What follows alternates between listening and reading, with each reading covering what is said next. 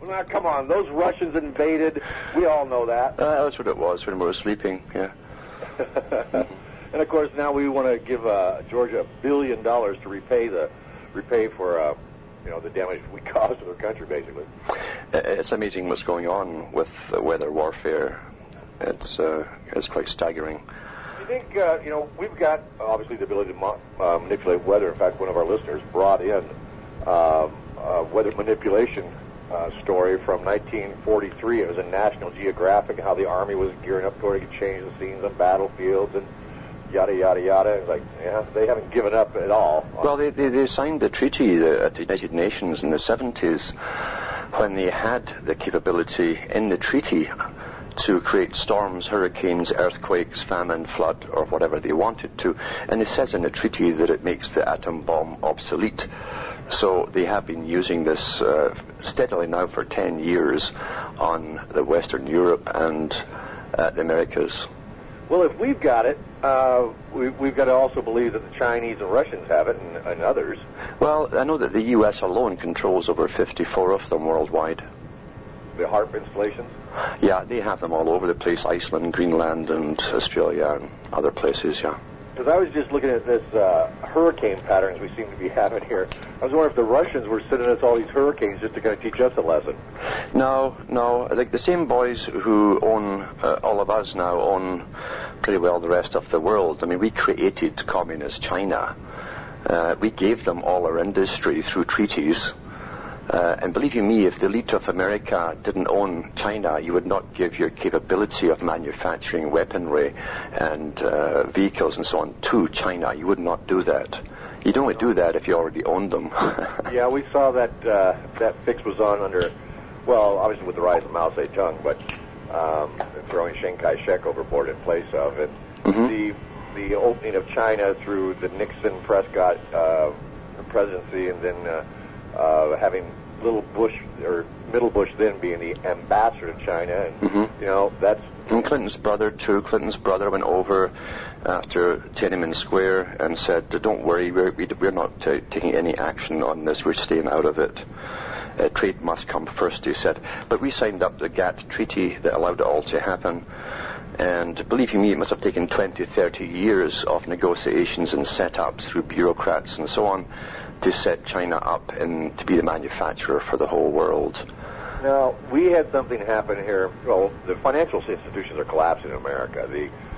That's all planned, and it's just like another Great Depression. They're scarving up all the assets, and whether they're leading us to World War III, we can discuss that, or just the devastation of America financially. One of our major banks, again, collapsed this week. It was Silver State Bank in Nevada. They had 17 branches. Just ironically, the CEO of that chain was Arthur. I think his name was Arthur McCain, McCain's oldest son. They don't fall far from the nest there with McCain. No, McCain. That's right.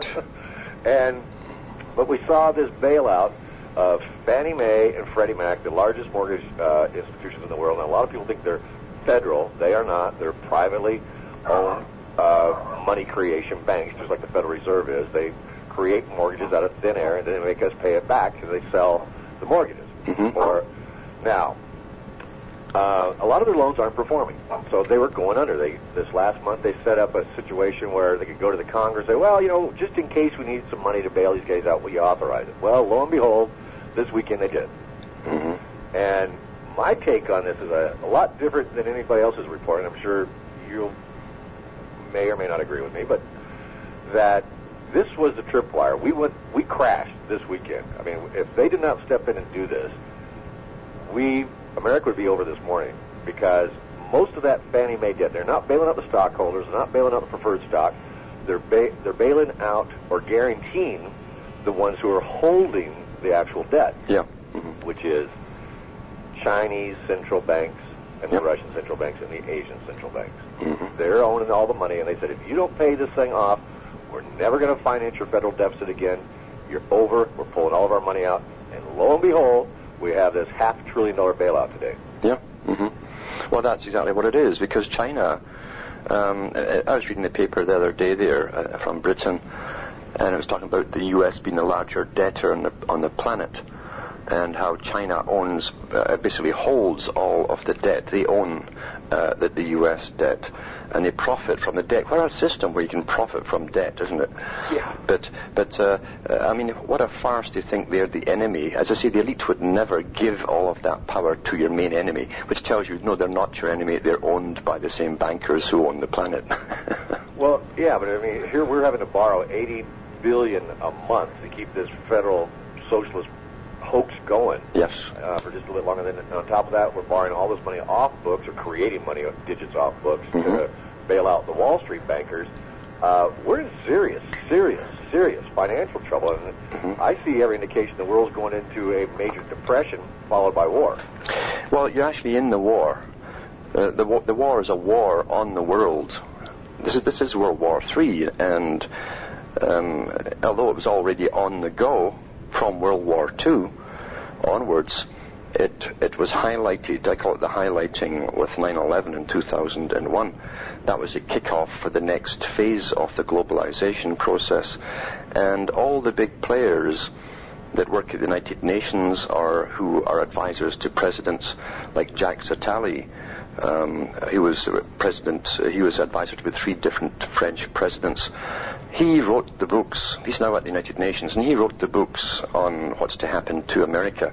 And in one of them, it was called Millennium, printed about 90 or 91. He said eventually America will be absorbed into the world system which it has financed and brought into being, and the standard of living will drop.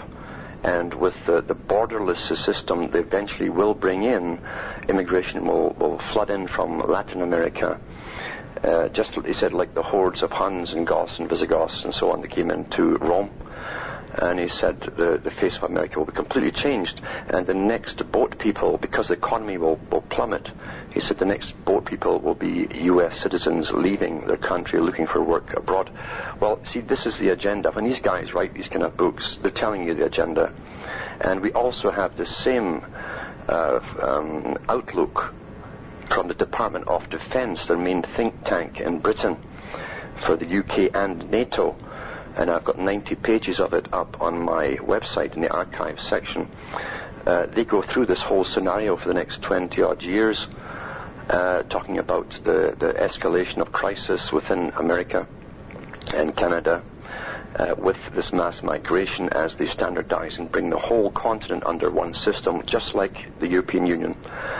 And during that process there'll be chaos, the economy will plummet and fall and so on, and there will be rioting, which they expect to start around 2010 within the United States on a large scale. Well, I think we're already, with 5 million a year is pretty good invasion already. I mean, it's nothing because, you see, they want to bring the whole of Latin America in.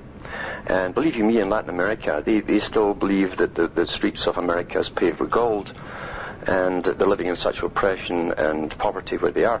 They truly think you just walk across the border and everything is the sky is the limit. But I interview Frosty Woolridge on a regular basis, and he's got his new book out, I think, in the next 100 million Americans, and all the census and population data says that America, by I think it's another just 10 or 15 more years, the majority will be Hispanic-speaking Americans. That was also in Jacques Attali's book from the 90s, early 90s. Wonderful. So that is the agenda. Yeah. These guys sit... No nation survives from that kind of massive, uncontrolled immigration with separate languages, separate cultures, without assimilating. It just turns into Babel. Well, you see, the thing is, it's planned battle and it's planned chaos. And Rockefeller said it, you can't make an omelette without breaking eggs. And he said this generation is a generation that is the cannon fodder for this agenda. So we have to go through all of this chaos while all of this happens, and they will bring out step by step the new solutions, which I'm sure were written years ago, ready to go into operation, and we'll come into this brave new world of multiculturalism. But in reality, there'll be no culture at all. They're going to give you a new culture down the road, blend it all together. And literally you're going into a world totalitarian state for the next 20, 30 years, according to the Department of Defense. And that's what they're bringing on purpose, to control it all. Along those lines, there's also the agenda to get rid of 4 billion of us. It does not seem they want to overcrowd us, close with immigration. Well, when does the population elimination come in? Because it appears to me, from what they're doing, they're trying to disinhabit this planet for something else, or make us all just short-term little zombie slaves because of the chemtrails, the GMO foods, the changing of DMA, and the pesticides, the fluoride, the aspartame, the soy.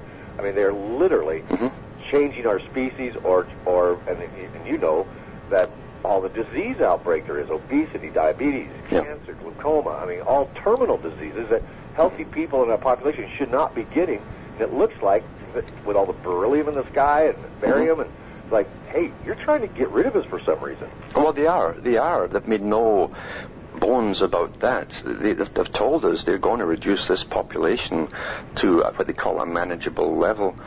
And it's a manageable level to suit a futuristic high-tech society where you won't need massive laborers as a population.